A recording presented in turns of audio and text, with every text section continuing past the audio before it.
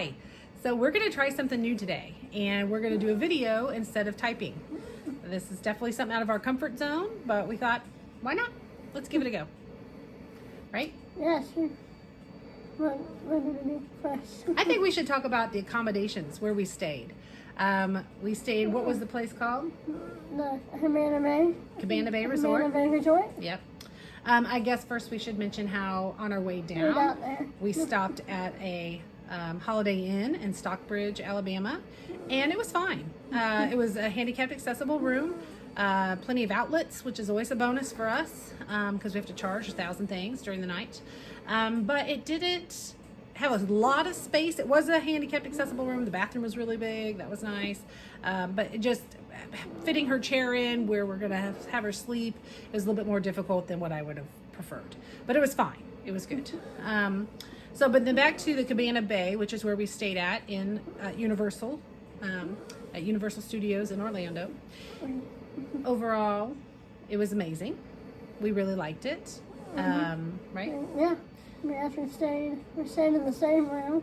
We did. We stayed in the same exact room we had stayed in 4 years ago. So we went to Orlando 4 years ago after Kimberly graduated 8th grade, and then she chose to do this after her high school graduation. Unbeknownst to us, they put us in the same exact room. So that was kind of funny. Wish we would have had something different, but it worked out really well. We knew everything was. We knew everything was. So this hotel, the room was, and we'll post some pictures. The room was spacious, so more room than those Holiday Inn rooms. Her chair fit very easily. Outlets everywhere. Outlets everywhere. Again, very nice. The bathroom was big and comfortable. Had a bench. Had a bench in the shower, which is very helpful for us to give Kimberly a shower, somewhere she could sit and give her a shower. And overall, we really liked the room. Yeah. The hotel itself, very accessible. A lot of space, a lot of ramps. Kimberly didn't have a single problem driving through there. Most of the doors had the buttons. Most of the doors had the buttons. There was a couple of doors that the push button to open the door didn't work, but luckily Danny and I were with her all the time, so that wasn't a problem. That was really nice. The pools were very nice, and they had some Hoyer lifts set by them. At least one in the pool, each of the pool, and one for the hot tub. We didn't go swimming this time. The weather just wasn't very cooperative with that, and it's a lot of work. It's a lot of work. Kimberly just didn't feel like swimming, so we didn't go swimming. But the pools were very nice. Some of the other things, let's see, they have in the hotel that we stayed at a bowling alley and also a restaurant inside the bowling alley. And we did eat at that restaurant the second night we were there with Leo and Holly and their family, and it was good. It was fine. It wasn't the best food, but it was decent. It was okay. The problem was they were still doing COVID rules, and that meant we had to go to the bar and order our food there. They did bring us our food, but if you wanted to get drinks or have refills, you had to bring your glass to the bar. So that's kind of a bummer. Overall, that was fine. The only other negative thing was because of COVID, they were not doing like in-room services, so they weren't cleaning the room. If you needed something, you would have to text them and say, I want more coffee or I need more towels. And then you left your dirty towels outside the room and your bags of garbage outside the room. And they were quick to respond, so that was good, but it's still just kind of, we weren't discounted because they weren't giving us the same service as before COVID, so that was kind of a bummer. But other than that, I think that Cabana Bay... It was mostly what it was last time we were there. We really liked it. So you got a couple of benefits from staying at the resort. The first being, very important for us, is... Well, they're both very important. Kimberly thinks the most important thing was the hour early. I think that's very important was the walking path. So there is a mile-long walking path, and it is beautiful and very accessible, and they kept it well kept, flowers, trees, everything along this path. It was really nice, and it was a way to get directly to the parks. So you didn't have to wait for a shuttle. You didn't have to drive your car. You could just walk every day. So that was really great.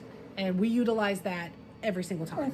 Every day. We could have gotten on a shuttle, We remembered the last time 4 years ago when we went, we tried the shuttle one time just so we could try it. No. And it worked fine, but not all of the buses were wheelchair accessible, all the shuttles, just maybe one or two. So you kind of had to wait a little bit longer. They may have changed that in the last 4 years. We did not look at the shuttles. So that's all we can say That's about our that. fault. Yeah, it's our fault. We didn't pay because we'd rather walk. It was beautiful. It was a beautiful walk, so that's what we did. Plus, it kind of helped when you're eating ice cream and drinking butter beers and stuff later in the day. You felt better since you took that walk. So that was cool. So the walking path was really important for us. Easy to use for a wheelchair. Yes. And so then Kimberly's favorite part about it is that it gave us an hour early into the parks versus the general public. So it opened up at 9 a.m. for the general public, but people staying in their resorts, and it might be all resorts in Universal that get this bonus. I think they probably do. But it was very helpful, and we'll go more into that when we talk about kind of the day's events of the park. But that was definitely an added bonus for staying at Cabana Bay. So our overall review of Cabana Bay would probably be What, 7? 7, 8. Yeah, 7, it was nice. Maybe we'll have to try something else next time we go. Yeah, so we can compare it. Okay, so that's good. Once we got to the park the first day, we were able to get a disability pass, and that was nice. Pretty much you just had to stand in line at guest services and wait your turn. Lines are very prominent at Universal. So we stood in line, and once we got there, the only question they really asked was, why do you need a disability pass? So when I gave the reason for that, Kimberly really can't stand out in the heat for a long time. It does affect her respiratory function. Another good point that Danny brought up later, which probably be even more important, is the maneuverability of her power chair in those lines. I mean, it's back and forth in between these metal fencing, really, at a regular amusement park. Everybody knows what that is. So to get her chair to go through those, it does take some extra caution and effort to do that. So getting the disability pass allowed us to go into what Universal Studios calls their express lane. So you could also buy an express pass for just anybody can do that, and it allows you to go into a shorter lane. There's not as long and as many turns to take, so that was nice. So when we went to a ride, it's a benefit and a bad thing. Well, there is some negatives to it that we'll get into. Yeah, you're right. The benefit is you go up to a ride, and sometimes the wait time would get up to like 210 minutes. I mean, that's crazy. But if it was less than 30 minutes, we could just go right in. Get in line, go through the express lane, boom, we're done. If it was greater than 30 minutes, then we would have to get on our little pass. They would write a time to come back, and we could come back and watch that ride or go through that ride. So that was nice. They would only allow you to have one open spot on your card at a time. So if you tried somewhere, logged down a time to come back, but then went somewhere else and would rather wait in that line, you could do that, but you lose that ability to go. So one ride at a time.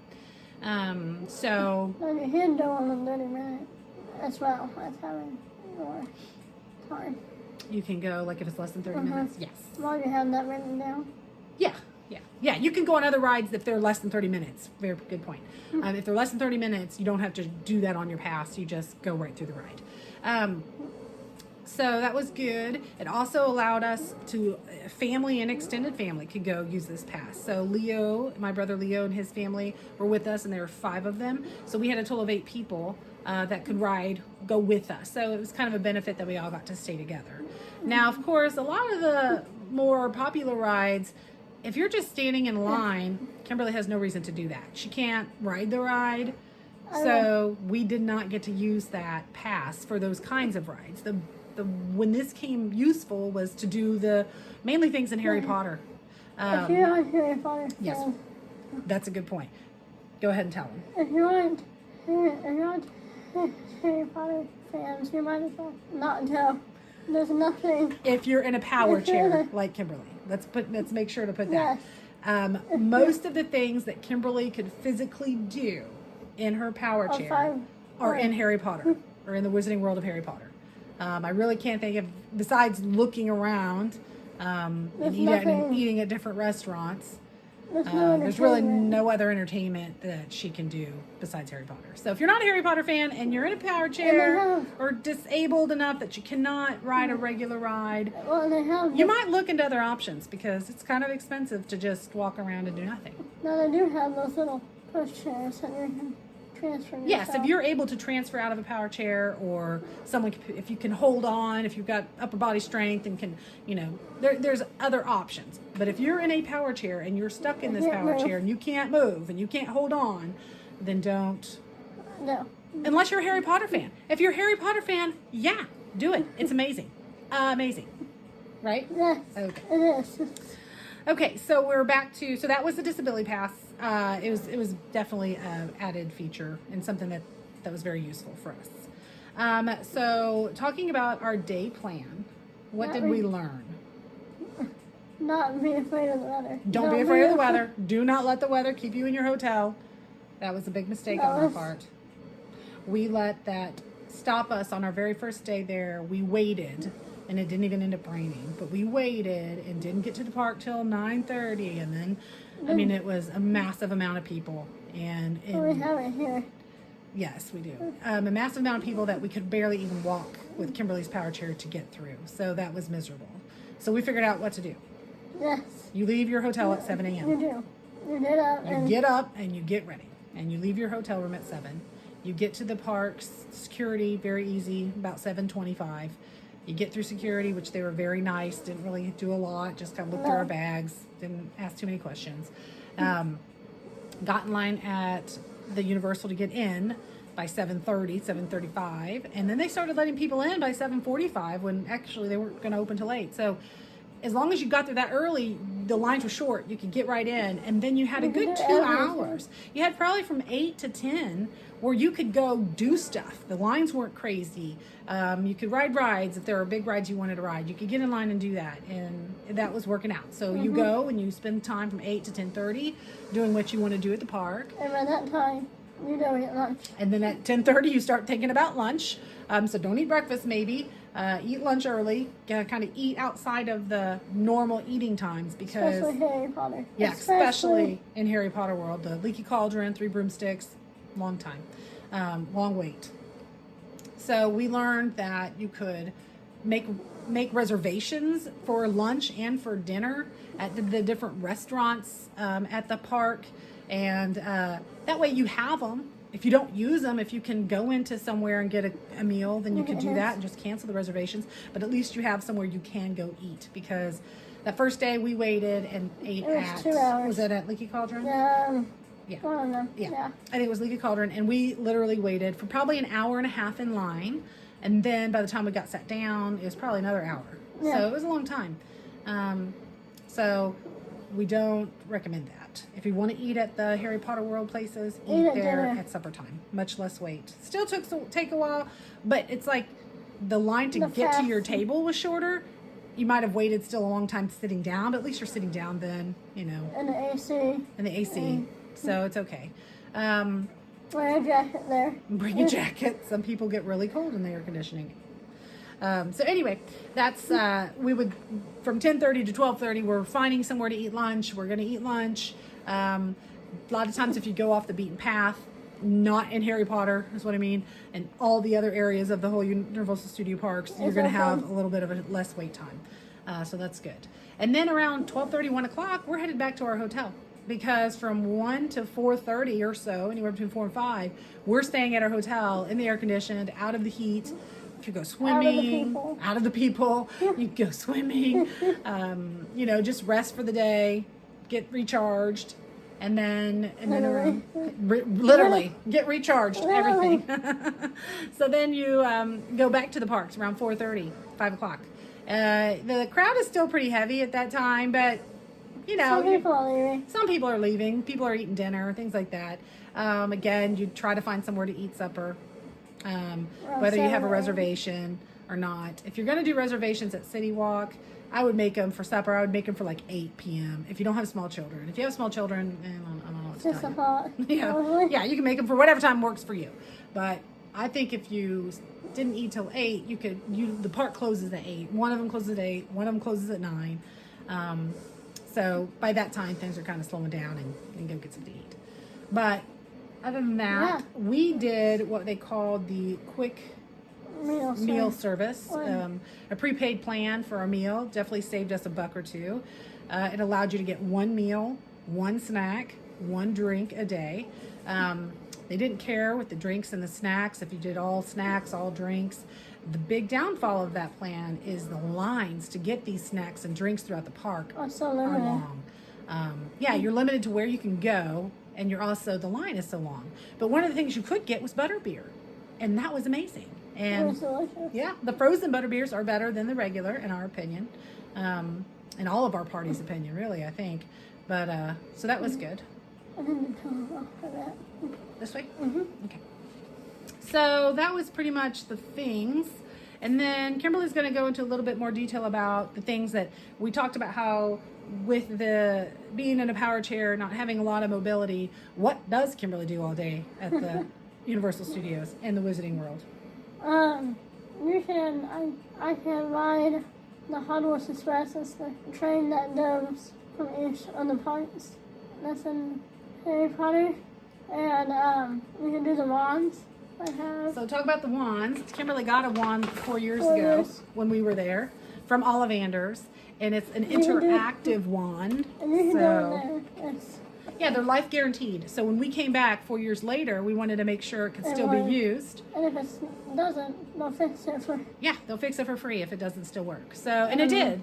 And sometimes they have, so this is one thing else she could do, right? Yeah. She could do spells. They have window units or inside the window displays, fountains, things like that. I've got a couple pictures that Frogs. shows her doing it. Frogs that sing. And you do a certain spell with your Whatever. wand and it makes these things do something. It's kind of tricky and You gotta be patient with you gotta it. be patient, and sometimes they have workers that kind of help out and kind of, teach you how to do it. We found that if you're at these places and you gotta find the sensors. There's, little sensors, round black You can sensors, just- and if you find it and make sure your wand is pointed at that, then You can you're just gonna have move much it. better luck. Yeah, Kimberly realized they tell you how to do the spell, but Kimberly kind of realized as long as you just wiggle it a little bit, it usually activates the whatever's supposed to be happening. Okay? Yeah. Yeah. Okay. So that's the other thing she could do, which you could spend All day. all day Yeah. doing that. That's fun, especially when you can't go on roller coasters. Right. Yes. Okay. So what else can you do there? You can walk through the castle and the bank. They have little exhibits type of things when you go in line before the ride, really. Right. So at the end of this line, it's kind of like an entertainment show for the people waiting in line. And it Right, feels it's like not- you're really it's walking not through. boring. No, it's not boring. You feel like you're walking through Hogwarts Castle. You feel like you're walking through Gringotts Bank. So it's really cool. We'll show some pictures of the things that were inside those places as well. So that was really cool. So really, we might be going back It's a, in It's September, September. Kimberly and I. And if we do, we will spend that's all we're doing. the whole time at the Wizarding World of Harry Potter. We will just take our time. She can do the spells that she wants. We'll go through. Oh, so the negative of the disability pass. Yes. Right? So luckily, 4 years ago when we went and used the disability pass, I think in the meantime, in the 4 years, they became more efficient, where they kind of cut the path even shorter for those in power chairs. And we realized... For some people, that's great. Yeah, for some people that's great. They probably don't care. But at the Hogwarts Castle, Kimberly it's a- realized she wasn't able to see. If it's your first time, especially. Yeah, if you're, and you don't even know that you're missing out. But she missed the sorting hat. And so we had to ask, hey, I hear people talking about the sorting hat. Can we go see that? And they're like, oh, yes. And so And the they... train station is the wall. Oh, and then at the train station... Yeah, I guess it's not Gringotts. It's the train station. Well, At the train station, she missed out on seeing the 9 3/4 wall that you can walk through. It looks like people are Walking literally down. walking through the wall. And we realized, wait a minute. When we did our first ride, we're like, we never saw that wall. And so one of the times I had to ask, hey, isn't there this wall? And they had to take her a different path. So those are two things. that's small. If you have to do, you have to walk through it. Yeah. Or roll through it, I guess. Yeah, roll through it. Well, I mean, it's a tight wall. It is. Went to go see the Yeah. 3/4 one or the... The 3/4. Yes. I had to drive Oh, that's that. right. I had to drive. So it's tight, but then maybe that's why they cut it out of the path that most power chairs have to take. So, I see that our video is now reached 20 minutes, so we probably should wrap it up. Oh, go ahead. And where is it? The Diagon Alley. They both have one. Oh, they both have them. They are the little stories that you hear from The Beetle of the birds. Bard. You know, there's little plays that you can watch. Yeah, there's the other schools that you see in the movie are doing Like a performance. Yeah. So there's different little mini shows, and those are cool to You just watch. wander upon them, and Or you can use the app, the Universal app, and it tells you the times that they Yes. start. So those are neat. yes, it is. And if you're a Harry Potter fan, I definitely recommend you go at least once. Yes, definitely go. Harry Potter fans. And so not to take away, like I rode And if you're the not, roller coaster that was new in Jurassic Park, which is Yes. called the Velociraptor. good job. Thank you. I said have it. had a hard time saying that every single time. But I rode it and it was amazing. Unfortunately, during the ride, I loved it. I rode it at like 8 o'clock in the morning. That was the first ride we got in line for. But I really didn't feel well until like 2 o'clock. Just was a little bit nauseous after that. But it was great. It was amazing. So if you like roller coasters, this place is definitely the place to go. They have Simpsons. They have. And then, yeah, they have a Simpsons section, and they have little Dr. Seuss Transformers. Transformers. I mean, there's so much to see there. Just if you're in a power chair, you may have to really like Harry Potter to really get what you want out of the park. So thank you for watching this video, and I would also say I wouldn't bring anybody older than. well, that's not really, in our opinion, we saw a lot of kids melting down. Okay, it's a long day and it's hot. A lot of kids melting down. So, but that's a personal choice what you're willing to deal with. We didn't have any kids that small in our group. So, okay, See ya. bye. Bye.